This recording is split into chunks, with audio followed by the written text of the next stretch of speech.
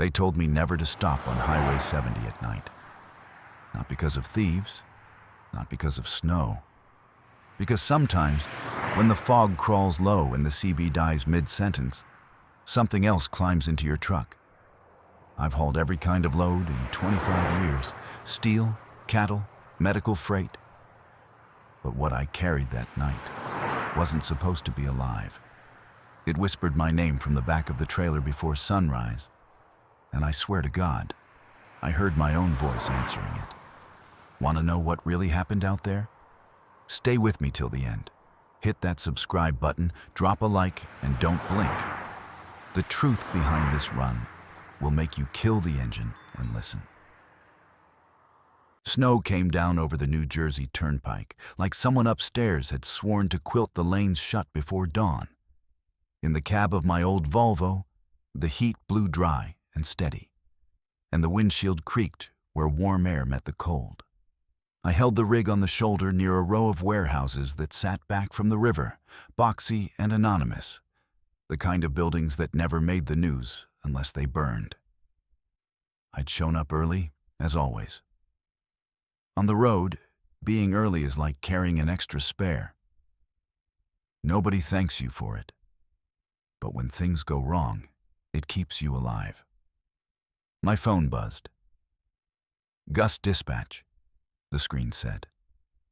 The name still raised the little hairs on my fingers.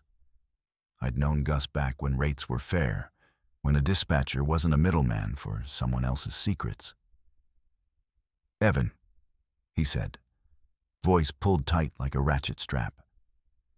Swing around to the back dock, the one with the busted floodlight. Ask for Pete at the guard shack. They'll drop the box.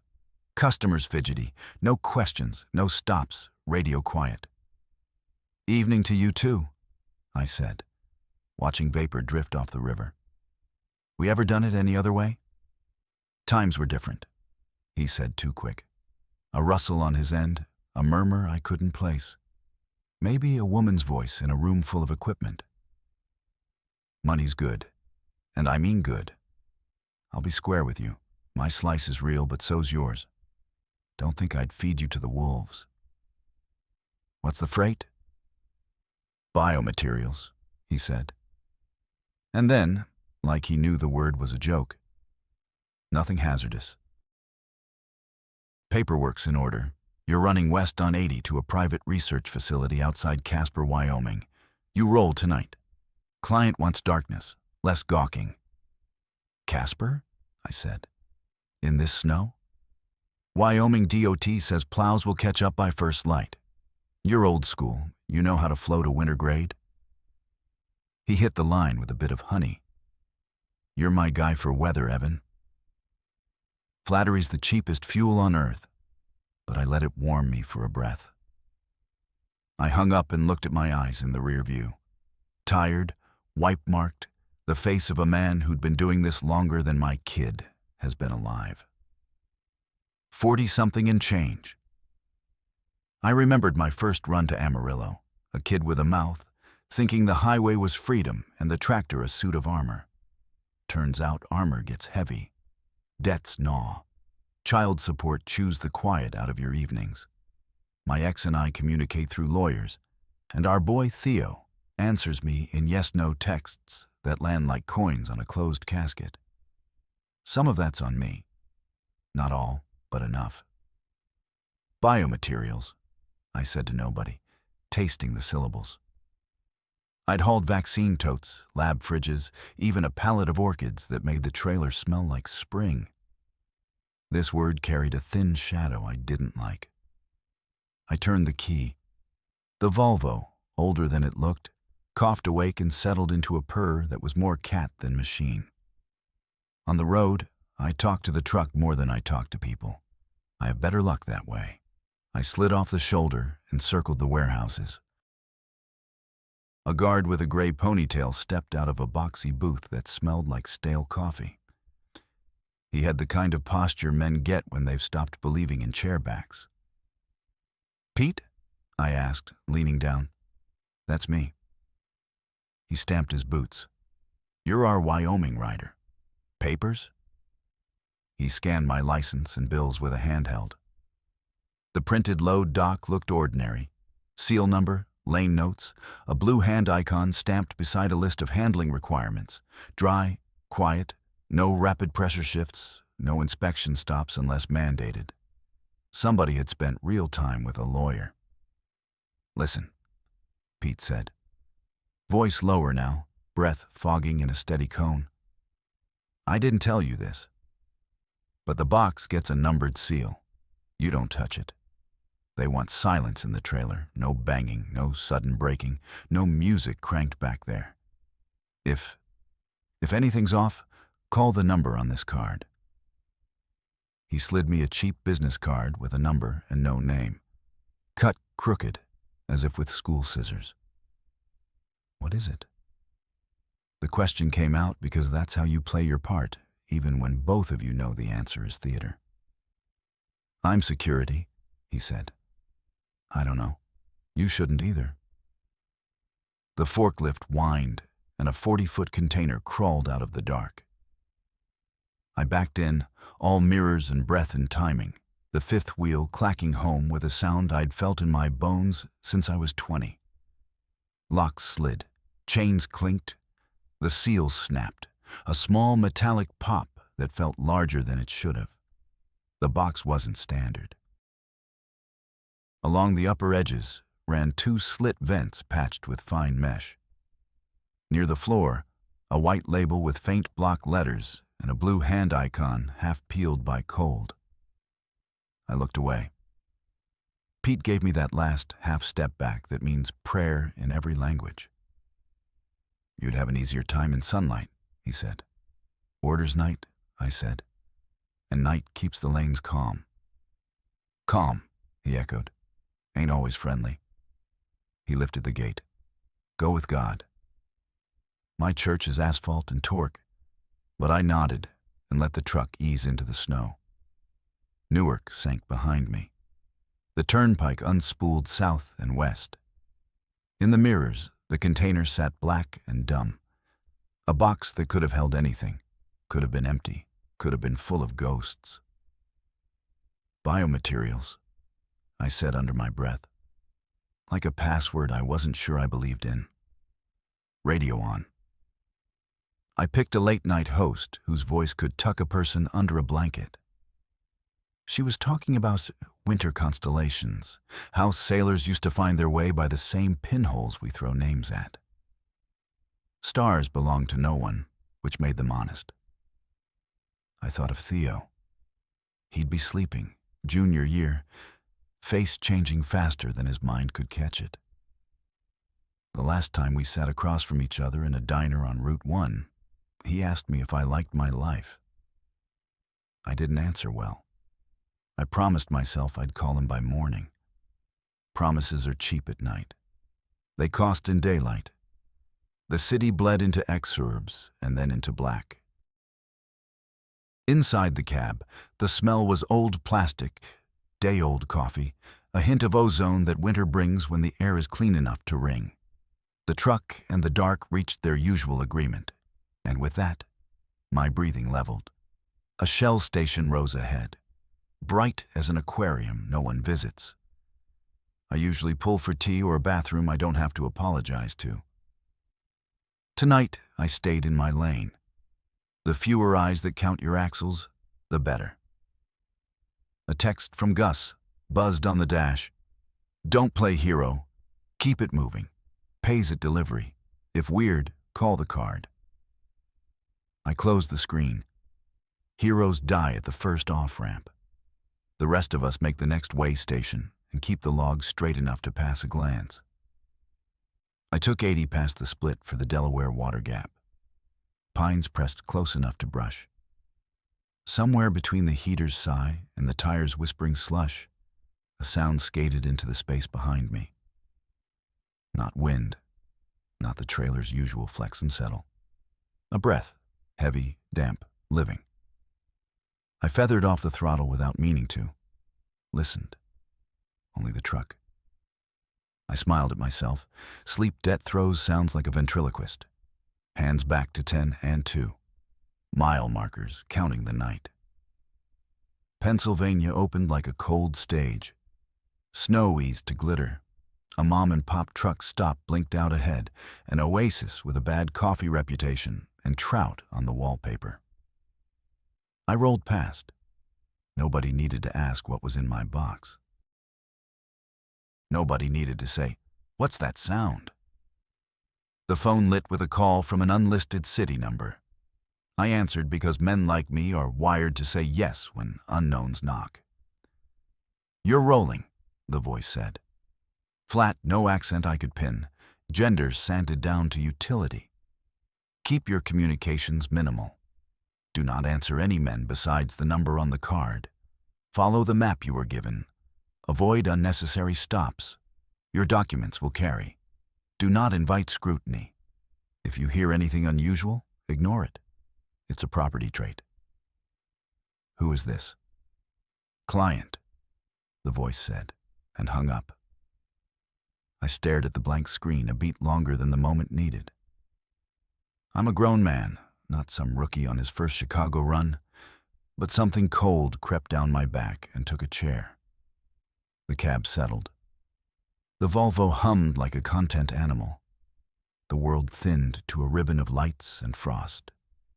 Somewhere outside Scranton, the box tapped once, a sound like a chair leg nudged over concrete in a room you cannot see. I told myself it was suspension noise. I told myself winter has 1,000 fingers. By the time I hit a long straight between truck platoons, the fear had moved itself from the front of my brain to a little apartment in the back. It paid rent by making me look at my mirrors more than a sane person would. I saw nothing but night. Closer to midnight. No, I corrected myself. Closer to the hour they used to call witching, because the instructions in my head were already translating numbers into words. Snow backed off to a dust. The trailer gave a grunt like metal cooling. Then came it, the second breath, wet and close. I put the truck into a pull-off and stepped out into clean cold. The kind that cracks your sinuses. Stars threw a few chips of light through gaps in cloud. I rounded the trailer with a flashlight I've had since Theo was small enough to think beams were magic. Seal intact, locks fine. But there on the steel skin, fine as a cigarette thread, a strand of steam unraveled into the night. Slow, rhythmic, breath. I touched the steel and flinched. Warm. Not summer warm. Not engine spill. The kind of warm that only bodies make. "Okay," I said to the dark, because the dark doesn't argue. "Okay." Back in the cab, my hands trembled, not from weather. A message from Gus pinged a polite question mark, then another. "Rolling good," I typed. "All good, on plan." And killed the data. That's what they asked for. Radio silence. Past Buckhorn, I took a diner with the sort of coffee that peels paint and eggs that taste like someone told them a joke they didn't get. Inside, the waitress had a wedding ring groove but no ring, and she called me Han without looking up. I thawed by a window. My rig sat out there like a shadow that had learned manners. When I paid and shouldered the door, a sound reached me before the night did. Not loud, not dramatic. A slow drag of something with edges across metal. A follow-up exhale that belonged in a chest, not a pipe. I walked to the trailer because men like me do dumb things in order and laid a palm to the skin again. The thrum there was small but steady, like a chorus under a floor. Life. There's no mistaking it once you've felt it under your fingers. I slipped back behind the wheel and turned up the heater so far it bordered on punishment. The next 100 miles, I drove with the radio off, because I couldn't stand any voice but the one I wasn't supposed to hear. By the time I hit the state line into Ohio, which my mind reframed as crossing out of Jersey's long shadow, I'd built a little compartment in my head. Drive, watch the shoulders, drink bitter coffee.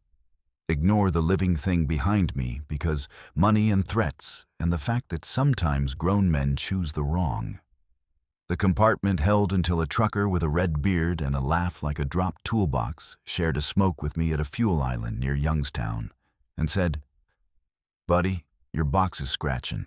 You got critters back there?" "Wind," I said too fast. "Wind don't breathe," he said, and grinned, like the line cost him nothing.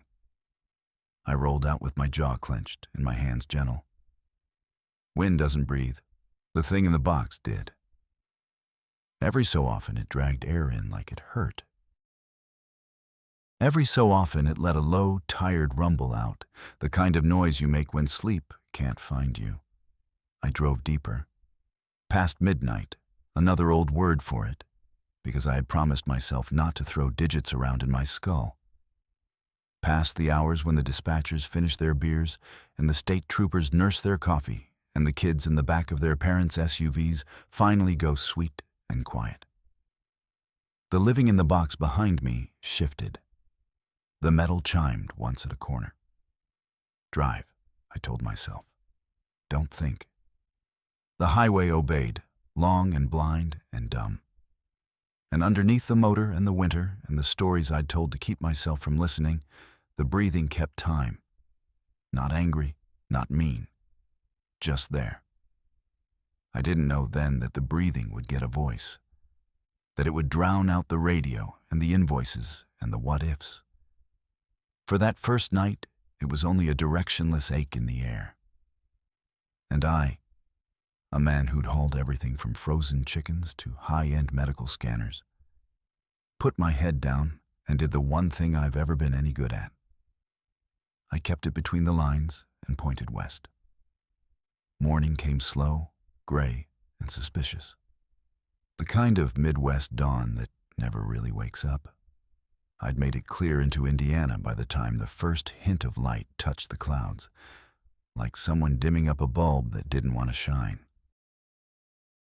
The roads were slick with slush, and the world smelled faintly of diesel, wet asphalt, and whatever it is they put in truck stop coffee to make it taste both burnt and immortal. I pulled into a pilot off Interstate 80 just outside South Bend. The sign promised hot showers, clean restrooms, and breakfast served all day, which always meant until the cook quits.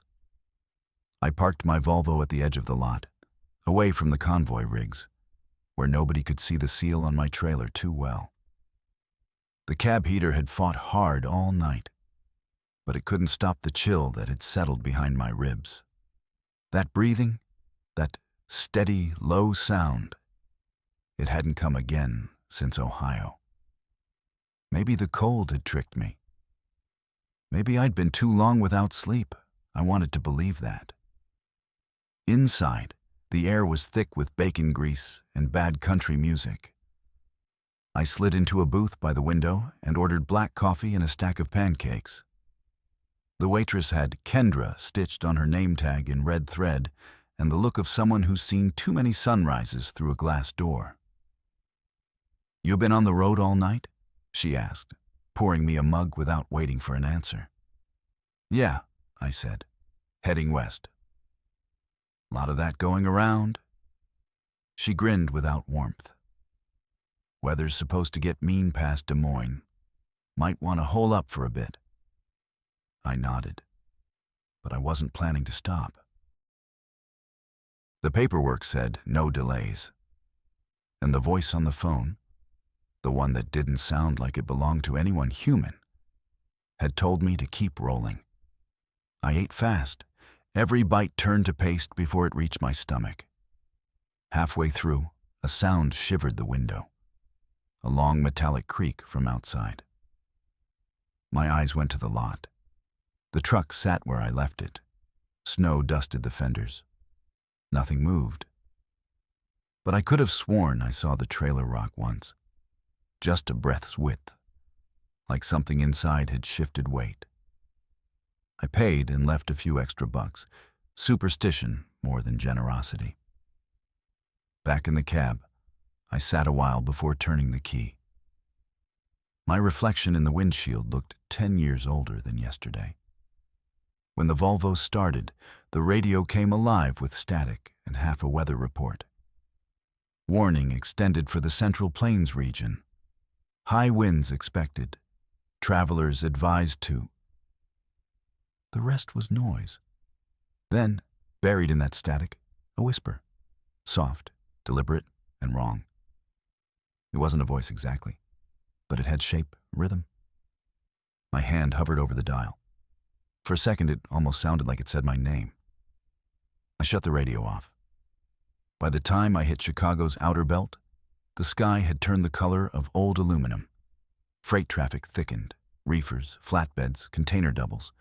I blended in easy, anonymous. That's what I wanted. Somewhere west of Joliet, my phone buzzed again. Unknown number. I didn't want to answer, but I did. Always do. Evan, the same neutral voice said. No greeting. Status?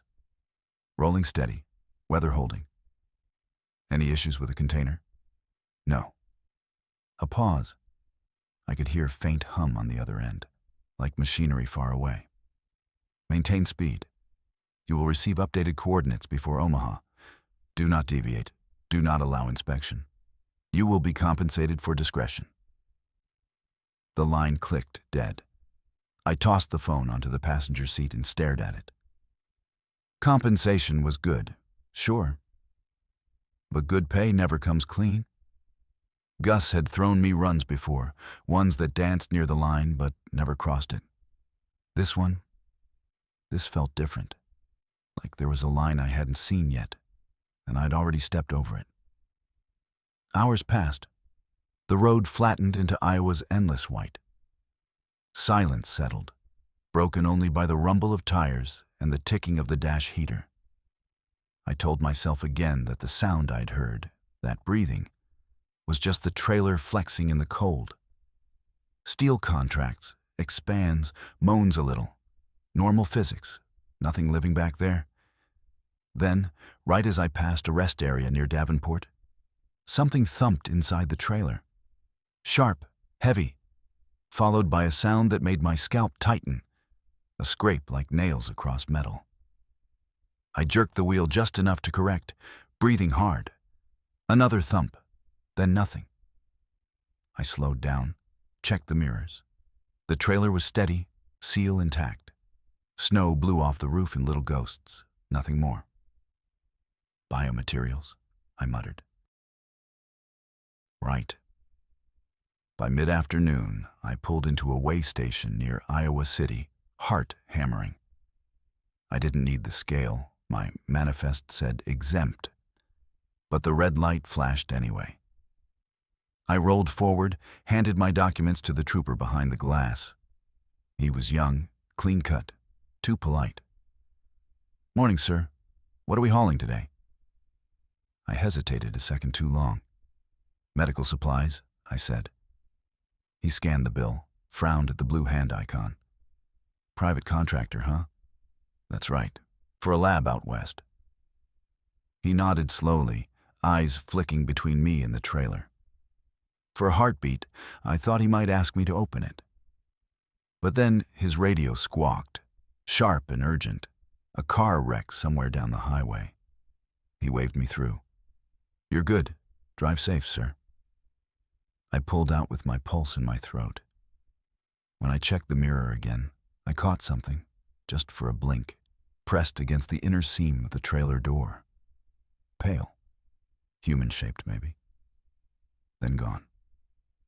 I drove until the sun dropped behind the snowfields, until the world turned the color of bruised bone. The heater fought to keep the windshield clear, and somewhere behind me, that slow breathing started again. Closer now, steady as a second heartbeat under the hum of the road. And for the first time in 20 years behind a wheel, I realized I was afraid to look back. The snow chased me all the way into Nebraska, a pale tide swallowing the interstate, one lane at a time. Out here, Towns hide behind gas stations and grain silos. The world turns flat, endless, and honest about how small you really are. I'd been driving nearly 14 hours straight, chasing the last edge of daylight before it slipped behind the plains. The trailer behind me had gone quiet again. Too quiet. No more scraping, no thumping, just the hum of the tires and the long mechanical sigh of winter wind along the frame. I should have felt relief. Instead, the silence made my skin itch. I stopped at a rest pool near Grand Island. The wind carried the dry sting of snow crystals sharp enough to cut your breath. I killed the engine, let the sudden stillness wrap around me. It felt like the world had stepped out of the room and closed the door. The seal on the back door still gleamed unbroken under the flashlight beam. But the metal around it was dented just slightly, as if something had pressed outward from inside. My first instinct was to call Gus. My second was not to. He'd just feed me the same line: drive, deliver, get paid. I was halfway through the thought when my phone buzzed anyway. Unknown number. I swiped. Yeah? A breath. Then that same neutral voice. You stopped. I froze, every part of me suddenly aware of how alone I was. You tracking me? You were instructed not to delay. I needed fuel. Your coordinates indicate otherwise. Do not exit the vehicle again until destination. I don't take orders from. You will if you wish to see payment. And if you wish for this transport to end safely. The line went dead. I sat in the cab, phone cold in my hand. Out the side mirror, the world was white and still, except for a faint tremor that rippled through the trailer. A slow, rhythmic vibration, almost like breathing again. Something shifted inside. Metal creaked. Then, so faint I thought I imagined it. Evan. The voice was small, weak, but it said my name. My hand slipped off the gear shift. The cab light flickered once, the way old bulbs do when the voltage sags. Who's there? I whispered, even though I knew no one should answer. Nothing. Then again, softer. Evan, help. I lunged for the flashlight. Heart pounding, stepped out into the cold before my fear could vote. The snow had stopped, and everything shone blue-gray under the halogen lamps. I walked to the back of the trailer. The air felt charged, heavy, the way it gets before lightning. My breath came out in bursts that froze midair. I reached out and stopped.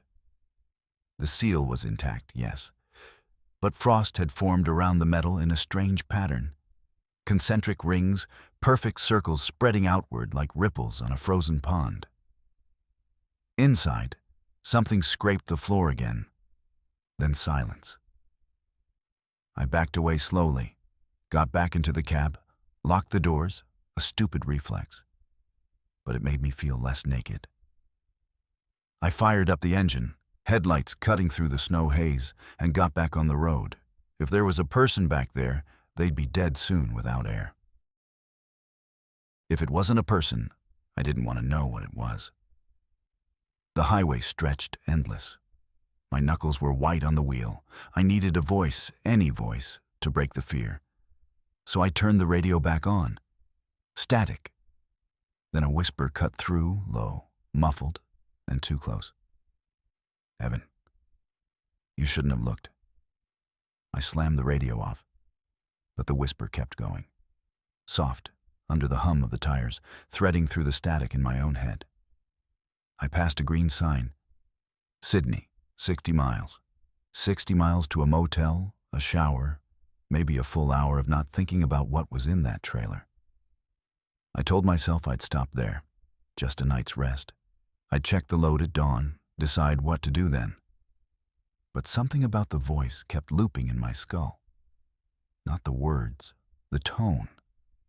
There was familiarity in it.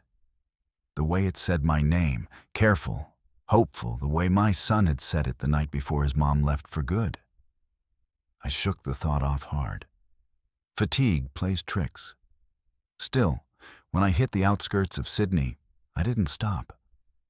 The highway was a dark ribbon, and I was past the point of choosing. Just west of town, the road narrowed through a canyon cut by old railway lines. Snow thinned to dust here, the wind a thin whistle between the rock faces. Then, without warning, the trailer lurched. Hard. The truck fishtailed once, tires squealing. I fought the wheel, eased her steady, heart hammering. The sound that followed wasn't metal. It was voice. A scream, high, sharp, and too human to mistake for anything else. I pulled over, slammed the brakes, jumped out into the cold. The scream cut off instantly, replaced by deep, wet gasps, the kind a body makes when trying to remember how to breathe. "Hey!" I yelled, pounding the side of the trailer. "Who's in there? Can you hear me?" No response, just one last gasp, and then silence so complete it hurt. The frost on the steel was steaming now. I could smell something through the vents. Something organic, like hospital disinfectant and old blood. I fumbled the card Pete had given me from my jacket, the one with the emergency number. I dialed. No ring, just a click, and a voice I didn't recognize. "You opened it?" "No. But someone's alive in there. You need to..." "Stay in the vehicle," the voice said. Calm, cold, almost gentle. "Do not attempt to open the container. Do not engage. Your safety cannot be guaranteed." "What the hell does that mean?" I shouted. But the line was dead again. The snow started falling harder, like the sky was closing the scene. I stood there too long, phone in hand, frost biting my fingers. When I finally climbed back in and started the truck, I caught sight of something in the side mirror. A handprint on the inside of the trailer door. Not frost, steam, fresh. Fingers long, human. By the time I reached the Wyoming border, I'd stopped pretending this was just another run. Whatever was in that box, it wasn't cargo. It wasn't even a secret. It was something alive that knew my name. And it was getting stronger. By the time I crossed into Wyoming, the night sky had cleared. 1,000 stars spilled across black glass, too bright, too sharp. Out here, the air tasted metallic, thin enough to make your thoughts echo. I rolled past Cheyenne with the heater fighting the cold and my nerves riding shotgun. Every few miles, the trailer shifted, a subtle sway like something inside, pacing. Not frantic, deliberate, calculated. The voice hadn't returned since that scream in Nebraska. But the silence that followed felt worse, like the moment a dog stops barking because it's already seen what you haven't. Just before dawn, the phone buzzed again. Unknown number. I let it ring twice, then swiped. "What is this?" I said. "What the hell am I hauling?" A pause, faint hum in the background, like a ventilator or a lab hood. "You're less than 200 miles from delivery," the voice said. "You will not deviate. You will not open the container." I heard someone inside, breathing, talking. "Then you heard an echo," the voice said smoothly. "Sensory distortion from the refrigeration system." "Don't lie to me," I snapped. "There's a person in there." A longer pause, then quietly, "If there is, Mr. Carter, you should hope they stay inside." The line went dead. That was the first time anyone had used my last name. At a truck stop outside Rawlins, I filled the tanks and grabbed coffee that could strip paint. The cashier, a kid maybe 20, kept staring out the window toward the back lot. "You driving the Volvo?" he asked. "Yeah." He chewed his lip. "You got Something leaking from your trailer. I followed his gaze. Under the floodlights, a dark puddle stretched out beneath the rear doors, thick, almost black, but glinting red at the edges. Blood. Or something pretending to be. I walked out slow, breath fogging. The puddle steamed faintly in the cold. My first thought was that the refrigeration unit had burst hydraulic fluid, until I caught the smell, iron and rot. The seal was still intact, but the metal around the vent vibrated faintly, like a heart too big for its cage. A voice, my own conscience maybe, whispered, "You open it, you end it. You walk away, maybe you live." Then, from inside, 3 knocks. Measured. Calm. I backed away and climbed into the cab. My hands shook so bad I dropped the coffee. I fired the engine and pulled out fast enough that the tires barked on frozen asphalt. The next 100 miles blurred into white and wind. The highway wound between skeletal hills dusted in ice. I passed one other truck the whole time. A FedEx double. Its driver slumped over his wheel at a rest pull, engine idling. Didn't stop. Couldn't. At mile marker 128, the dash lights flickered, and the rig lost power for a heartbeat. The engine coughed, then roared back.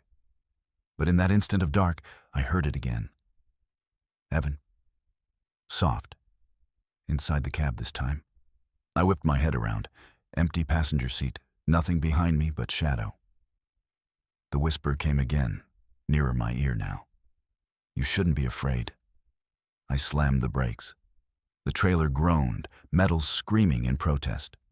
The wind outside howled through the cracks like laughter. I stepped out with the flashlight, breath coming fast. The snow had stopped. The sky was clear, too still.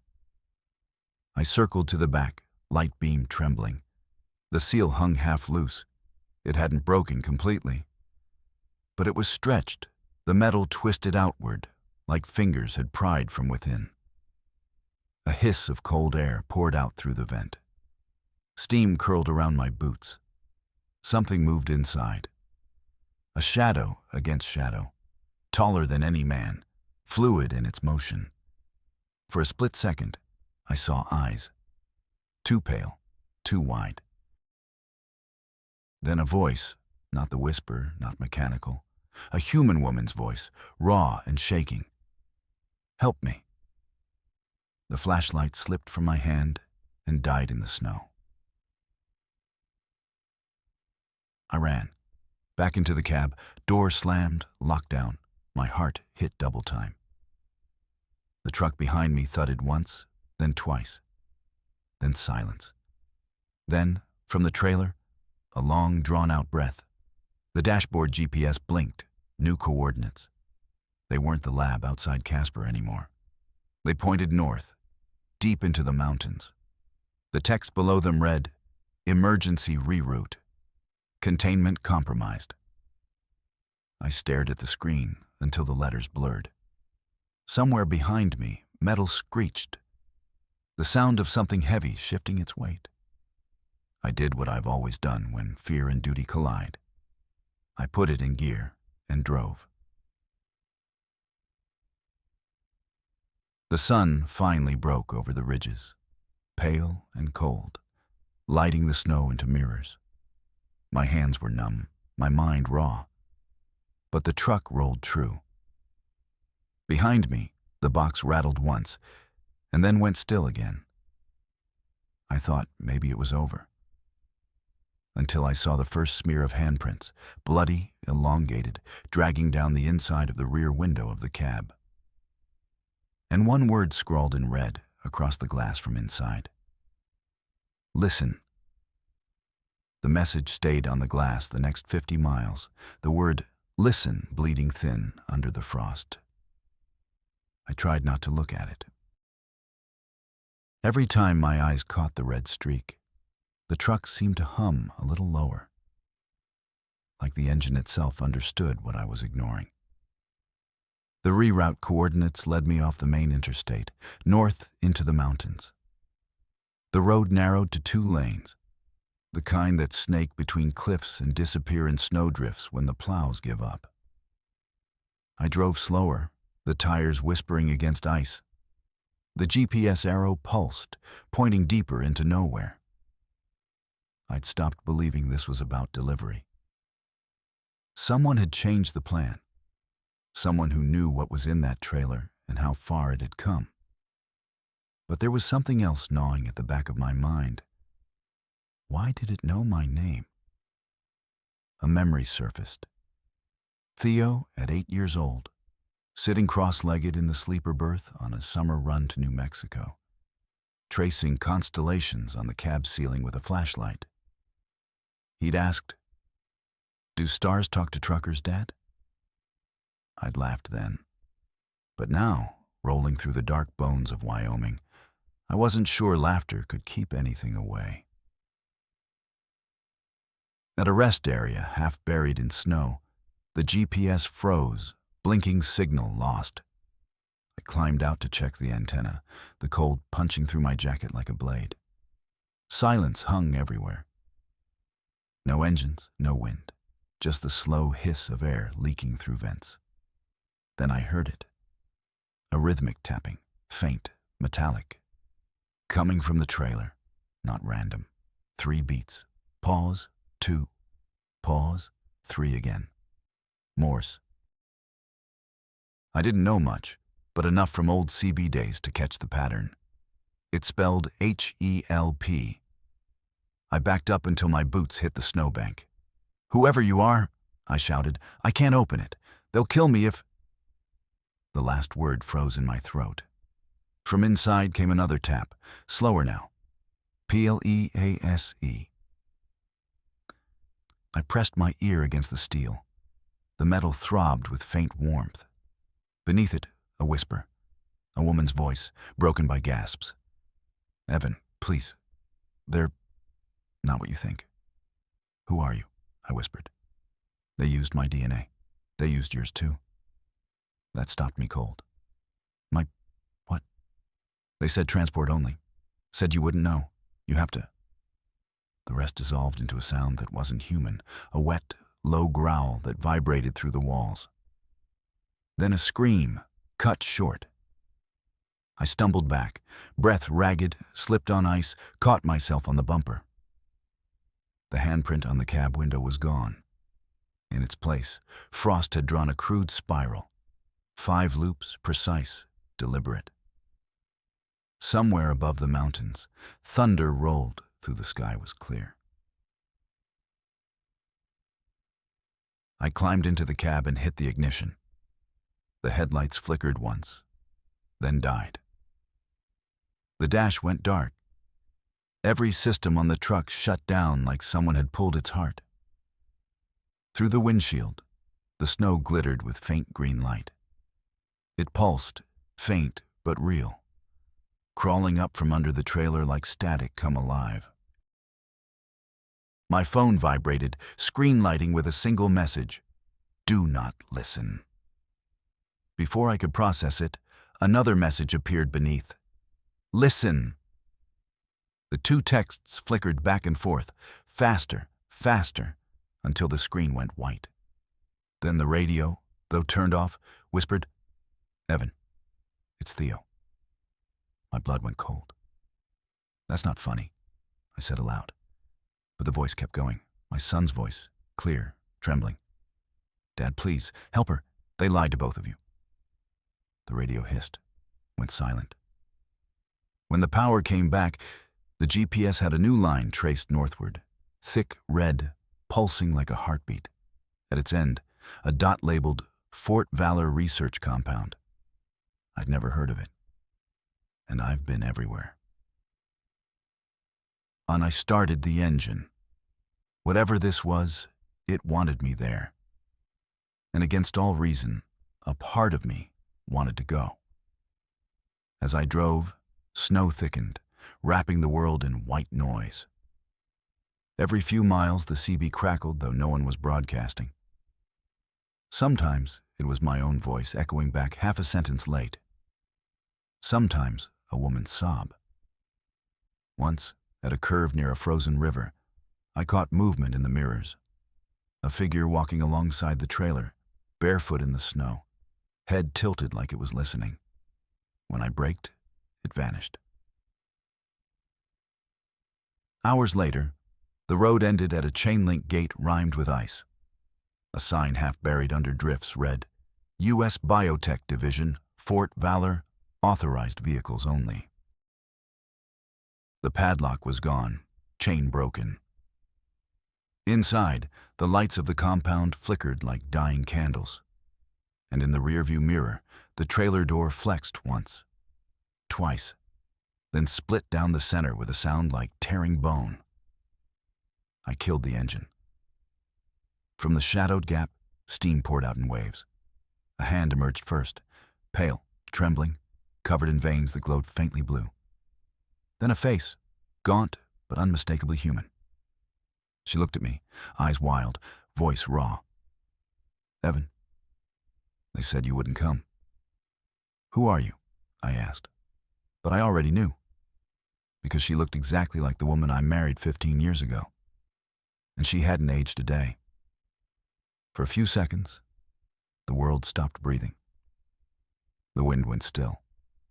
The snow hung in the air like dust in a frozen church. The figure stepping out of the trailer was her, down to the scar above her left eyebrow, the one from when she'd slipped on the lake dock that summer in Michigan. Claire? I said, but the name felt impossible in the air. She nodded once, shaky, half collapsing against the side of the trailer. Her skin looked almost translucent under the flickering floodlight, veins tracing faint neon blue lines beneath. What? How? I started, then stopped because none of the available questions made sense. She pressed a trembling hand to the doorframe. They said it was the only way to fix you. Fix me? Her laugh came out half a sob. You were dying, Evan, years ago. The accident, the blood loss. They said they could save you. They needed a donor. I took a step back. That's not possible. I walked out of that crash fine. They took my DNA, she said, voice fraying. Made something from both of us. You don't remember because they didn't want you to. The smell hit me then. Chemical, sterile, mixed with something faintly sweet like burnt plastic. The inside of the trailer glowed faintly blue, humming with a low vibration. Racks of tubes and storage crates lined the walls, frost crusting over them. Claire, I whispered, where's Theo? She flinched at the name. They have him. They said they needed him too. The project isn't finished. What project? She looked past me toward the compound's gate. The one that started with us. A wind picked up, carrying the thin, distant hum of generators. The lights in the compound flickered again, then went steady. Come on, she said, pulling the torn lab coat tighter around her shoulders. If we stay here, they'll find us. I hesitated, glancing back at the truck. The cab window still bore that faded spiral of frost. You know who's been calling me? The voice on the phone? She shook her head. They use systems, AI handlers, cloned speech models. They could sound like anyone. They used my voice once, to test obedience. I felt the ground tilt under me. I heard Theo's voice on the radio. Her eyes met mine, pity, horror, both. That wasn't him. Then we crossed the fence line, snow crunching under our boots. Inside the compound, the buildings stood silent. A hangar, a dormitory, a main lab whose windows glowed faintly from backup power. Every few steps, the wind carried a whisper that sounded like machinery thinking to itself. Claire moved slow, unsteady but sure of her direction. They called it Project Echo, she said.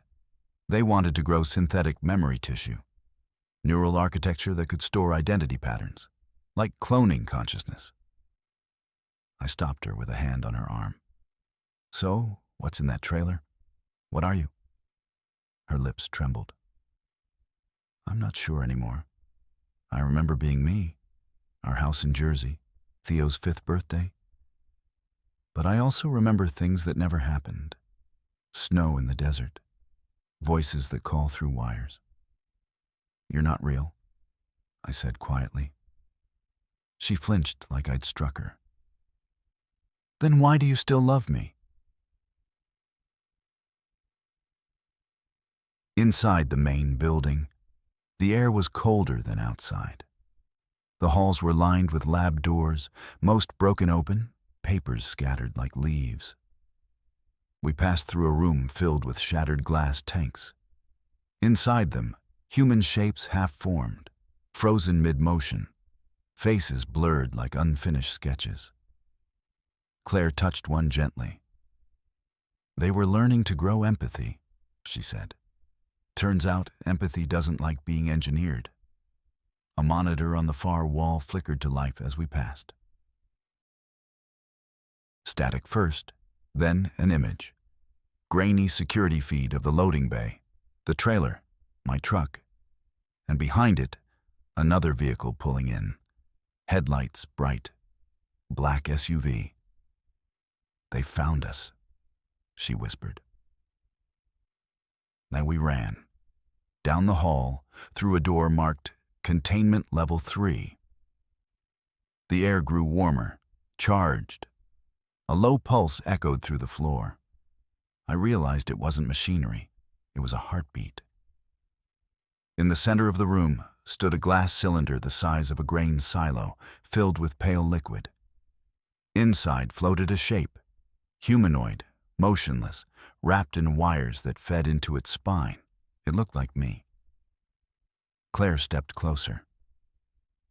They made copies of you. They said your neurological pattern was stable, compatible. They used me to map the emotional baseline. Theo was next. The thing inside the cylinder opened its eyes. Blue. Too bright. I stumbled back. Turn it off, I said. Claire, turn it off.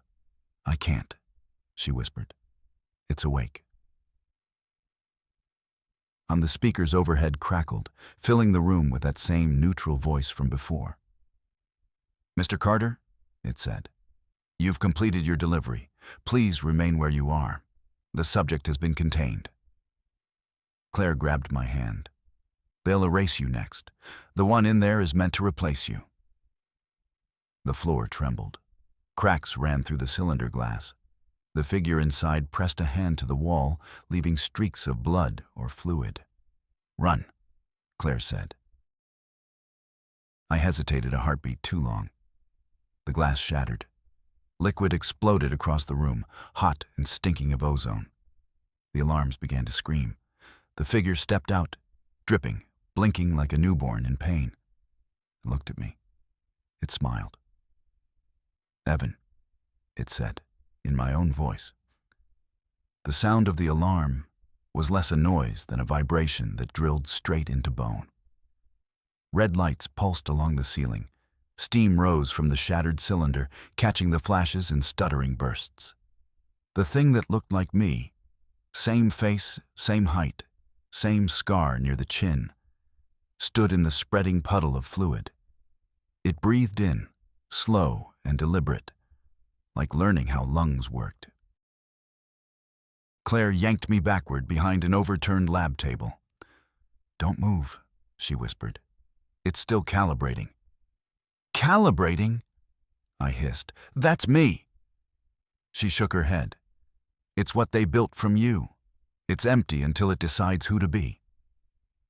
The clone, or whatever it was, tilted its head as if hearing us. Its eyes caught the red light and turned it into cold blue reflection. Then it smiled again, and this time the motion looked almost human. Evan Carter, it said, my name rolling off its tongue with mechanical certainty. Version 1.06. Substrate integrity confirmed. Claire's hand tightened on my sleeve. They didn't just copy your memories. They mapped your survival instincts. It knows everything you know about staying alive. The clone took a step forward.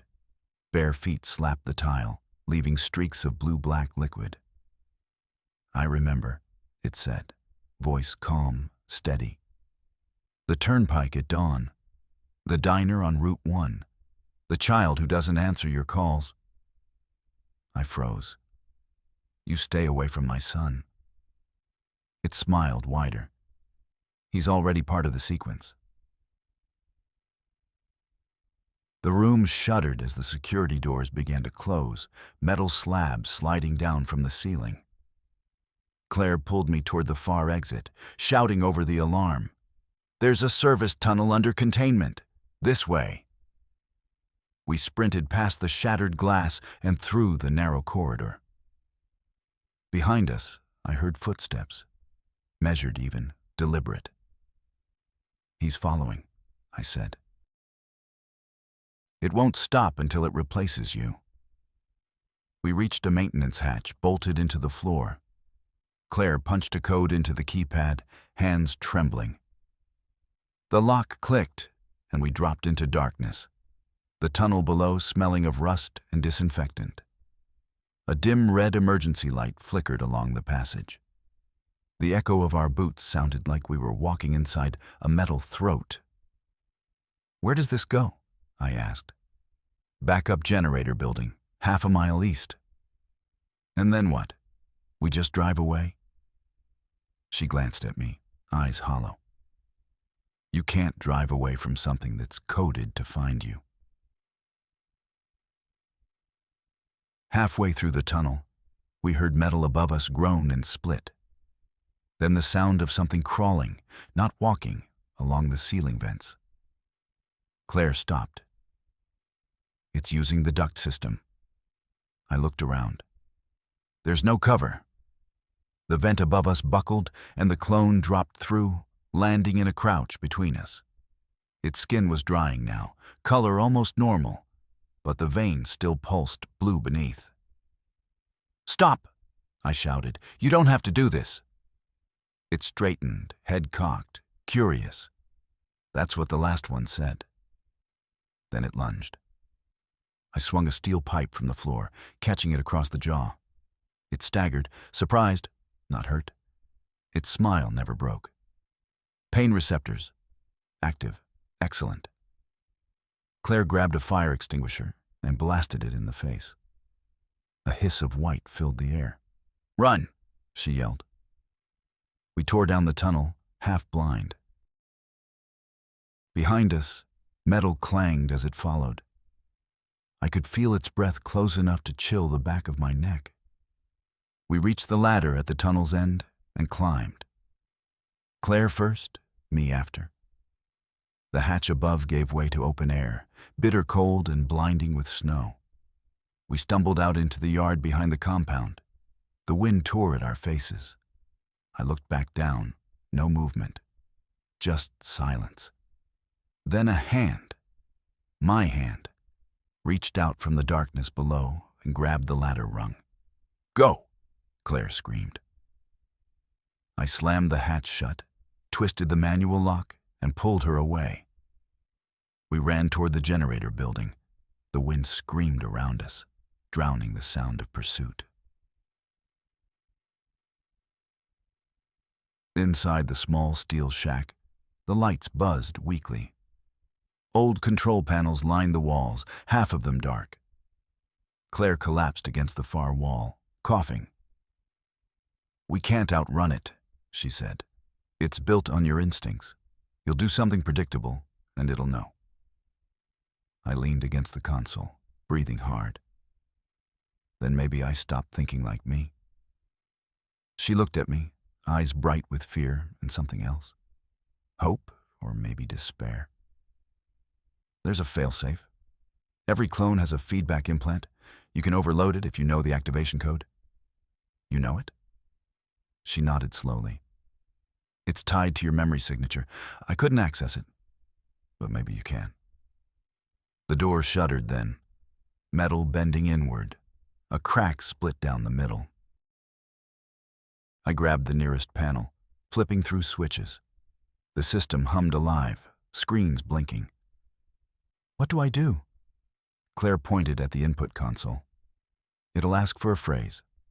Something only you would know. The door blew inward. The clone stepped through, calm as ever. You can't win against yourself, it said. I typed fast, fingers shaking. The screen blinked. Enter override code.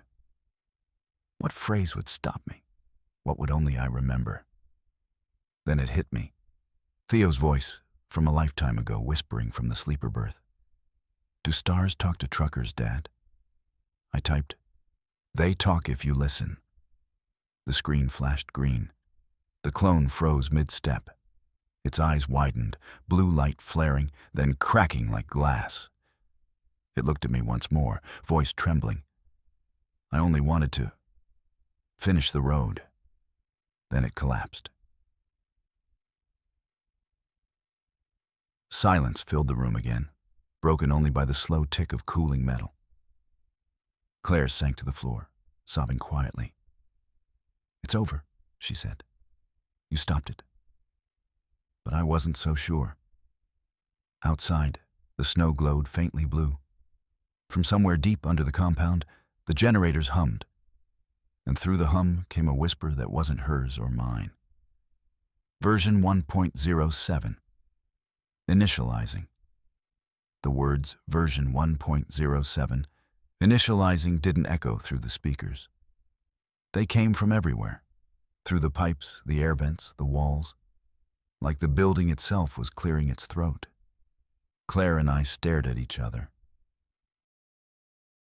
Her face had gone pale again, that blue pulse beneath her skin brightening like someone had turned up a dimmer switch. Another one, I said. They built more. She nodded slowly. They always do. The system never stops at perfect. It starts again. We left the generator building into a snowstorm that had turned the sky into a white wall. The wind howled hard enough to make speech a guessing game. The compound's main tower glowed faintly in the distance, light spilling from its windows like candle wax running down black stone. That's the control core, she said. If we cut power there, it kills every active model, every line of code. And if we don't? She hesitated. Then the next version won't need a body at all. We moved fast, heads down, snow stinging our faces. The truck sat where I'd left it at the loading bay, half buried in drifts, the trailer door still open and steaming faintly. I couldn't look at it. The smell of antifreeze, blood, and something almost like ozone hung heavy in the air. As we passed, Claire touched the doorframe. I remember waking up here, she said. It was like being born into a nightmare you already knew by heart. I took her hand. It was ice cold. You're still you, I said. Whatever they built, it doesn't own you. Neither of us really knows what I am, she whispered. We kept walking. Inside the main tower, the heat hit us like stepping into an engine room. Steam coiled from vents. The hum under the floor grew stronger, the heartbeat of the system. A console waited at the far end of the hall, screens flickering with data. Endless rows of model designations, each labeled with E. Carter genetic baseline. The list scrolled past faster than my eyes could follow. 1.07, 1.08, 1.09. Jesus, I said. How many? Claire's voice broke. Hundreds, maybe thousands. And then the console changed on its own. Lines of text rearranged into a message. Welcome back, Evan. Would you like to continue your work? I slammed my fist against the keyboard. End it. Shut it down. Claire leaned over, fingers flying across controls. If we overload the main coolant system, it'll fry the neural array. But we'll have to reach the lower deck manually. Alarms began to wail again, higher this time, closer to human screaming. Somewhere in the upper levels, glass shattered. "They're waking," she said. The lower deck smelled like old copper and rot. Lights pulsed weakly above tanks filled with cloudy fluid.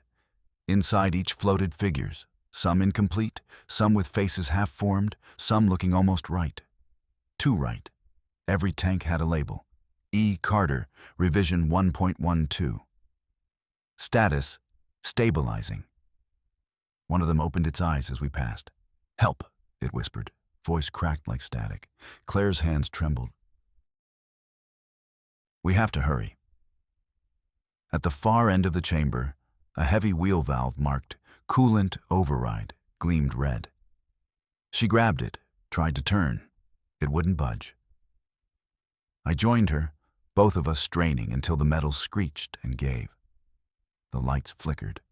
Steam roared through the pipes overhead. The tanks began to glow bright white. "It's working," she shouted. Then a voice rolled through the speakers, smooth and inhuman. "Override detected. Engaging backup protocol." Every tank lid in the room hissed open at once. And they stepped out. Dozens of them. All me. Not identical. Some younger, some older, some scarred in places I wasn't. But all with my eyes. All smiling the same practice smile. Claire froze. "Evan." "I see them," I said, backing toward the valve. One of the clones tilted its head. "You shouldn't have run. We could have been endless." "Endless doesn't sound much like living," I said. The nearest one lunged. I swung a wrench, caught it across the temple. Another grabbed my arm, stronger than human, cold as metal. Claire hit the valve again. Sparks burst from the control box. Then a sound ripped through the room, like glass collapsing from the inside. The light went white. For a heartbeat, I saw every version of myself frozen mid-step, eyes wide. Then they fell, one after another, lifeless, hitting the floor like empty shells. The power grid whined, then died. Darkness swallowed everything. Marschalks. We climbed the stairs by flashlight, lungs burning from the heat. Outside, the snow had stopped. The sky was a pale blue streaking into dawn. Claire leaned against me, trembling but breathing. "You did it." "Not yet," I said. "We have to make sure it's all gone." Behind us, the compound cracked as the cooling systems froze solid. The walls groaned. A low rumble rolled underfoot. The explosion hit before we reached the truck, a bloom of fire punching through the tower, sending snow and debris spinning into the air. We hit the ground, heat biting the back of my neck. When I looked up, the lab was gone. Just smoke, wind, and a crater where the clones had been. Claire's head rested against my shoulder. Her eyes fluttered open. "Is it over?" "I think so," I said. But I wasn't sure, because as the fire died, the snow began to fall again, and it glowed faintly blue. By mid-morning, the fire had burned itself to sleep. Smoke twisted up from the ruins of Fort Valor, folding into the pale Wyoming sky like a ghost too tired to haunt anymore. The road was silent, and the wind had forgotten how to move. Claire sat wrapped in my old denim jacket by the wrecked truck, face streaked with soot. The blue glow had faded from her veins, leaving her skin wax pale. "You should go," she said, "before they come looking." "They?" She pointed at the sky. "You think that lab was the only one? This was one node. There are others, dozens. When one goes dark, the system reroutes the data." I looked at the crater. The metal had melted into glass, a mirror catching the shape of clouds. "Data? You mean them? Those copies? They're not copies, she said quietly. They're transmissions. Each one carries a piece of the memory core. When one dies, another wakes somewhere else. I let the thought sink its teeth in. You can burn a body, but not a signal. So what now? I asked. She smiled faintly. You were always the driver. Drive. Then we hit the road west before noon, a new sun clawing its way through the haze. The Volvo was battered but alive, the engine grumbling like an old dog that still had one more run left in it. The highway stretched flat and endless, the kind that erases thought. I kept the speed steady, hands light on the wheel, eyes scanning the mirrors out of habit. For a few blessed miles, it almost felt normal. Then the radio, dead since the explosion, clicked on by itself. Static first, then a voice. My own voice. Evan Carter, revision 1.08. You can't kill what remembers. Claire turned to me, face gone white again. They've already recompiled the signal. I twisted the dial hard, but the voice stayed. Version 1.06 terminated. Data integrity transferred. New route established. Where's it transmitting from? I shouted over the static. Everywhere, the voice said. We stopped at a rest area near the Utah border, an abandoned way station swallowed by snow. Claire pulled open the dashboard panel, tracing wires. They piggybacked through the truck's systems. It's using your telemetry, the GPS, the comms, to rebuild. I watched her work. Her hands shook, but her focus was steady. If we cut the signal, I said, we're blind. She looked up at me. Maybe that's the only way to stay free. She found the main relay, a small black box wired behind the ignition. When she pulled it loose, the radio went silent instantly. The air felt heavier, emptier. For the first time since Jersey, the world was just sound, wind, engine, heartbeat. I exhaled slow. Quiet's nice. She nodded, eyes closing for a moment. You'd be surprised how much peace costs. And we stayed parked until sunset. The cold returned, sharpening everything to crystal. I made a small fire from old shipping papers, and we sat in its flickering orange circle. After a while, she said, "Do you think Theo's still alive?" I wanted to tell her yes. I wanted to sound certain. But the truth came out rough. I don't know. They said he was part of it, but if they needed him alive, maybe that's enough to keep him that way. She stared into the fire. If they built him too? I looked at her. Then we find the real one. How? Same way I always do, I said. Follow the road until something feels wrong. She smiled, tired but real. You always did have the worst GPS. Later, when the fire burned down to coals, I walked a few yards into the dark. The snow crunched beneath my boots. Out here, the stars looked sharp enough to cut. The quiet was absolute until my phone vibrated in my pocket.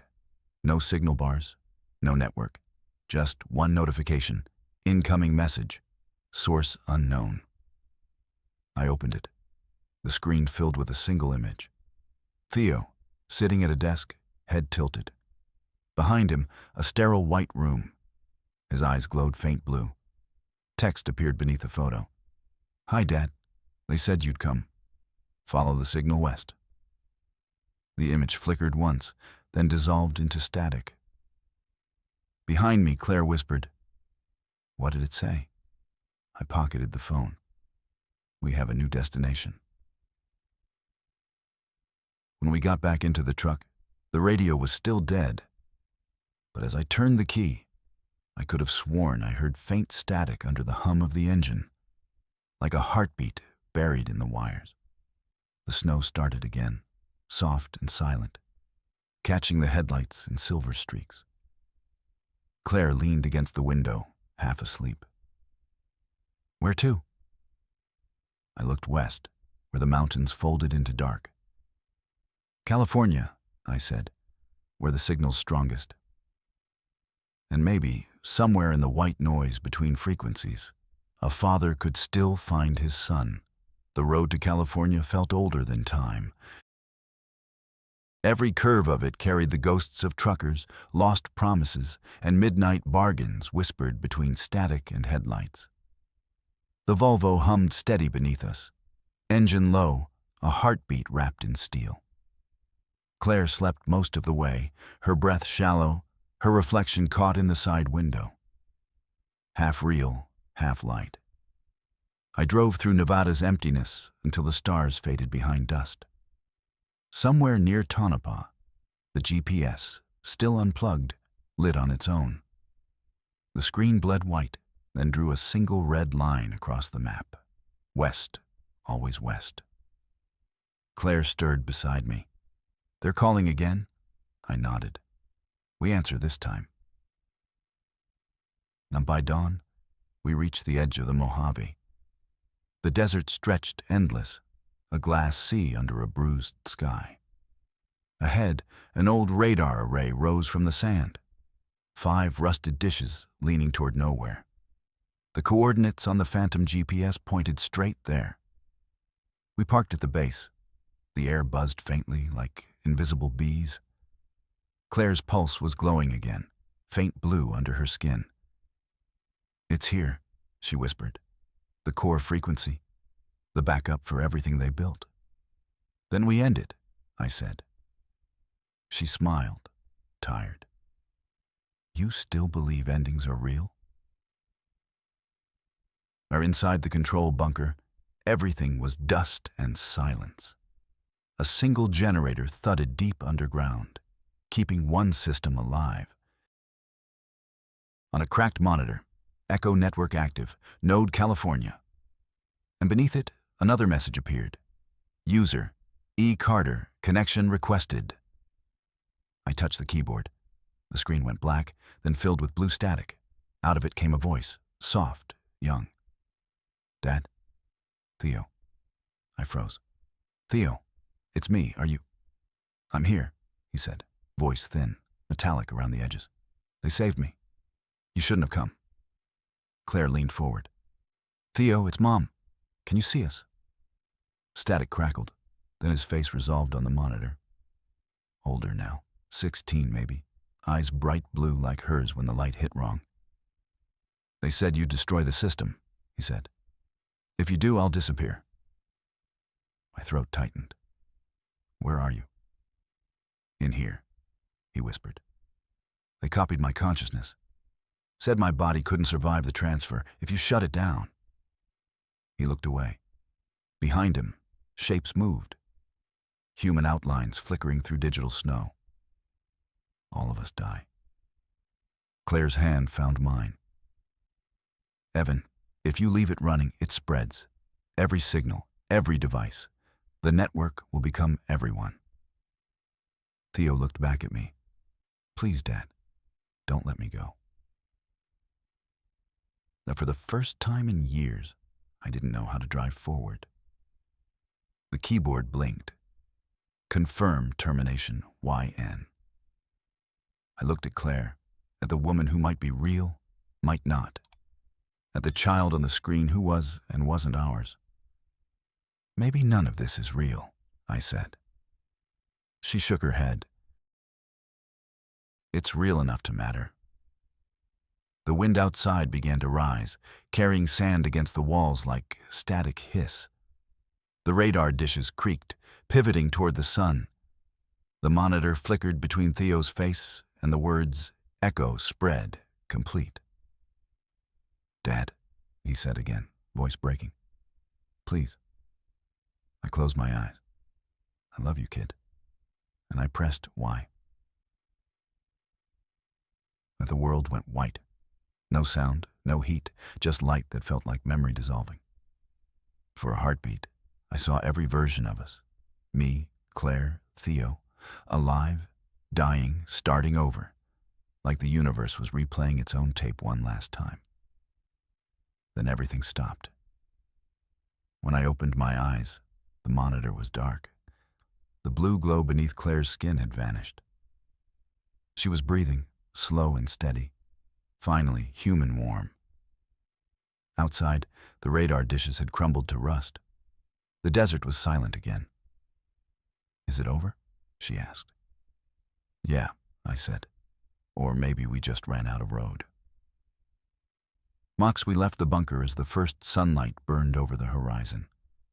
The Volvo still waited where I'd parked it, engine cold, windshield cracked but holding. I turned the key. It started on the first try. As we rolled west, the radio clicked once, not static, just a faint hum. For a second, a voice whispered through it, soft as breath. "Thank you, Dad." Then silence. The desert stretched out ahead, empty, endless, and honest. I kept driving until the sun filled the mirrors and everything behind us disappeared. Thank you for listening to this story. If you enjoyed it, please give it a like, subscribe to the channel, and share your thoughts in the comments. Your support inspires me to create more stories.